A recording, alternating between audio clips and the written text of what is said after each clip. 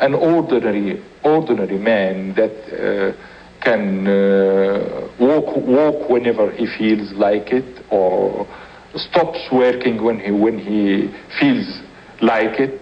I have lost all this. Sadat, Action Biography, will continue after this message.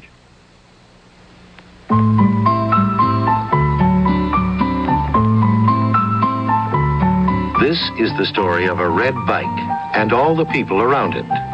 Like the people at the factory that made it. Like the driver of the truck that brought it. To the owner of the store that sold it. They were all protected by Aetna Life and Casualty, and so was the factory itself, the trucker, and the store. Aetna protects businesses in all kinds of ways, and people in all kinds of ways, and the things they own in all kinds of ways, including your car, your home, and those who live in it, and the red bike too. Your Aetna Life and Casualty agent can protect just about anyone, anywhere, against most anything. And he does it fast, because we help in every way we can to make sure you get action with Aetna.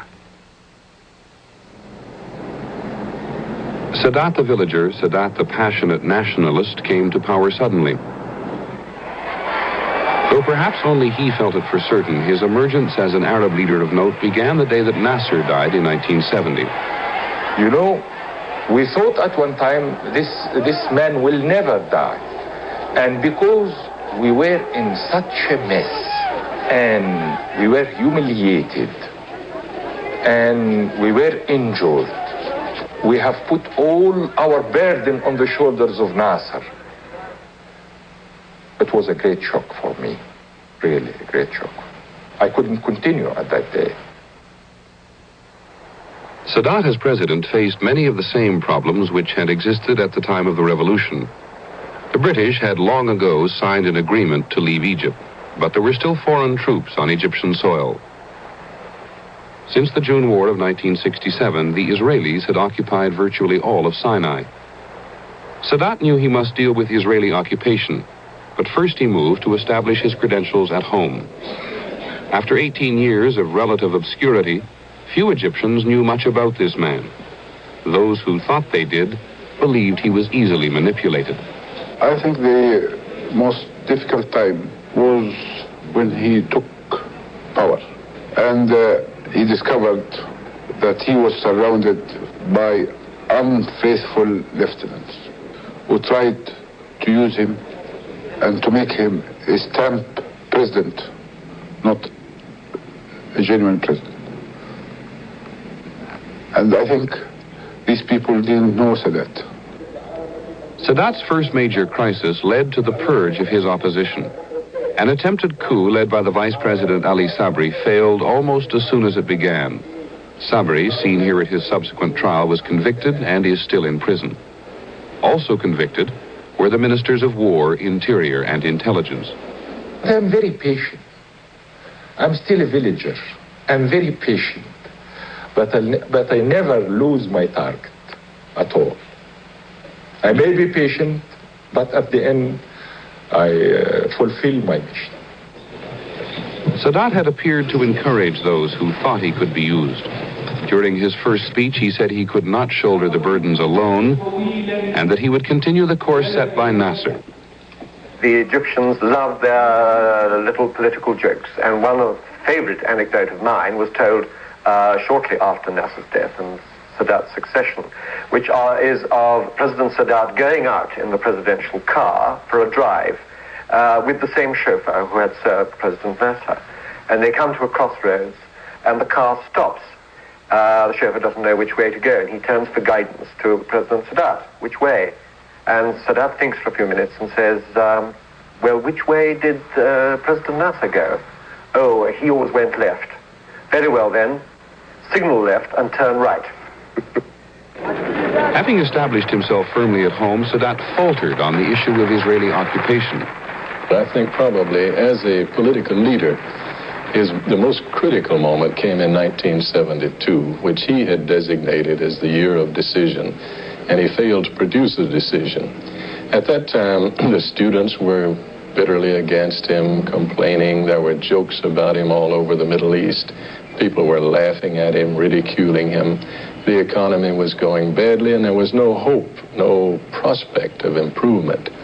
And worst of all, Sadat's diplomatic initiatives had failed completely. He felt he wasn't getting any support from the United States for an Israeli withdrawal from Sinai. He was absolutely facing a dead end. It was not my fault that I couldn't achieve this. I have agreed with the Soviet Union leaders about certain amounts of arms that would reach me before the end of the year. So, and they agreed, but they didn't fulfill. I lost a lot of my popularity, but still, the man of the street, I felt, as I told you, I feel it always, I felt that I have still the confidence of the man of the street. And then everything came on July 72 when I made my decisions to send out the Soviet experts. Sadat's decision to expel the Russians was warmly received at home. Sadat hoped that when the Russians left, President Nixon would exert more pressure on Israel for withdrawal. One of his initiatives moved through unusual channels. The former child movie star, now diplomat Shirley Temple Black, was visiting Cairo. Sadat admired her and asked her to tea. Well, near the end of our conversation, he said, I would like you to take a message from me to your president. And I said, I'll be delighted to. And he said, Shirley, please tell your president that I am the first Arab leader, the first leader in over 20 years to actively seek peace. And we want peace in this country. He was very forceful about this. He repeated it. And I said I would take the message back to the president. Mrs. Black was unable to see President Nixon or any of his aides. Finally, she left the message with Nixon's secretary, Rosemary Woods. With no response, Sadat laid his plans for the October War. The world was surprised at Sadat's decisiveness. The Israelis were surprised, even though they had seen Sadat move boldly in the first 3 years of office. You may say that every year since 71, Sadat has made one major political decision which was very bold, imaginative, and successful. In May 71, in one strike, he got rid of the top echelon of Nasser's political structure. In July 72, he kicked out the Russians. In October 73, he launched an offensive against Israel, which at least managed to terminate the no peace, no war situation which had existed in Egypt, which had become unbearable, and gradually these type of decisions have changed his image in this country as well. Sadat maintains that his diplomatic failures left him no choice but to fight. It was aimed as a limited operation. The land was not my aim at all. I wanted only to prove to the whole world that the Israeli theory of security would collapse and we would cross the canal and we could capture the Barley line. These were my aims. Sadat himself was close to the campaign. During much of the fighting, he remained in the operations room. This is the first film ever allowed there, during a later briefing on troop status. I was in the operation room and I received the reports one by one. The strong points of the Barley line is surrendering and is captured. And after 4 hours exactly, about 6 o'clock, it was quite obvious that the Israelis has lost their balance. At that time, I told my people in the operation room, my forces, I told them, felicitations. The Israelis has lost their balance. The war left Sadat as a world leader with whom other leaders had to contend. President Nixon came to call. Sadat was now critical to peace or war. Henry Kissinger trekked to his door. Sadat believes in Kissinger. The momentum for settlement in the Middle East has slowed, but Kissinger's stock remains high. We have a very cordial relationship, and we have based it up to now on speaking very frankly with each other. He tries to explain to me what his concerns are. I try to explain what, in my judgment, is possible. And, of course, it is part of my job in these negotiations to explain the Israeli point of view. The real question is, if he wants Israeli withdrawals, does he understand that there has to be a political price and that it cannot simply be a unilateral military action? In other words, can he stop thinking only of withdrawal and start thinking about peace? Not only about what he wants from Israel, but what Israel wants from him. That's the great test, because he's not going to get any withdrawal without peace or some progress towards peace. Most people are afraid that, think that he means well, but that simply he will let Israel down, if you wish, or he will not be able to deliver the goods in case of negotiations. Not so much because he doesn't want it. He seems to wish for some kind of settlement, but because the ties between Egypt and Syria, or between Egypt and the Palestinians, whatever it means, between the obligations that Egypt feels towards the remnant of the Arab world. Sadat is an implacable enemy of Israel. This is also the truth. He's no fool, but he's an enemy. One result of the October War was that Henry Kissinger negotiated an Israeli withdrawal from a small portion of Sinai. A year after the war, we went to Sinai with Sadat.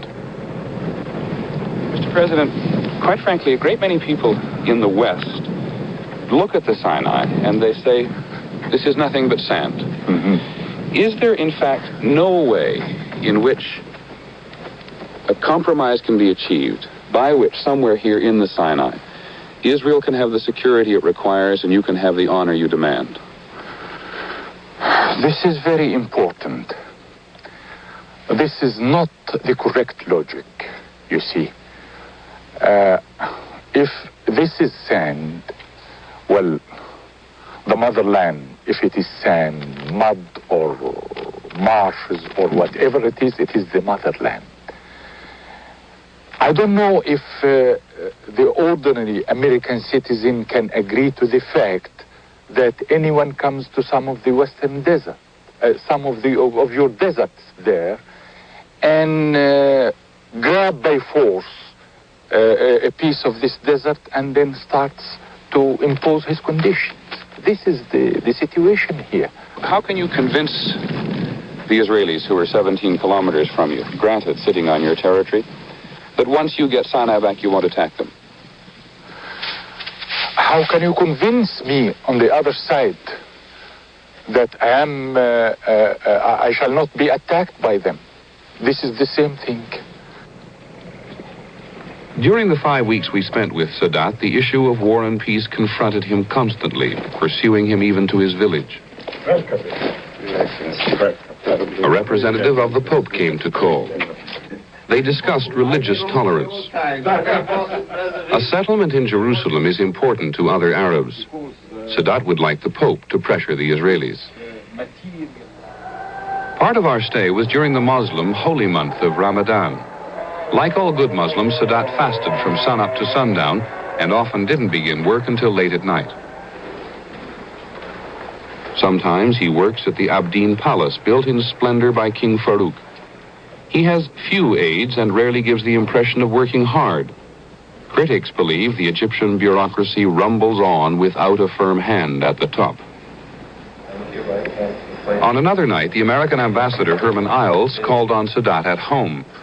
The president often works here. He has the reputation of being a good listener and a persuasive talker. On any given night, the meetings reflected the effort for peace and the contingency for war. This night, first a group of businessmen who want to encourage tourists. Sadat gave the go-ahead for tourist centers. He hopes this will mean money in Egyptian pockets. We have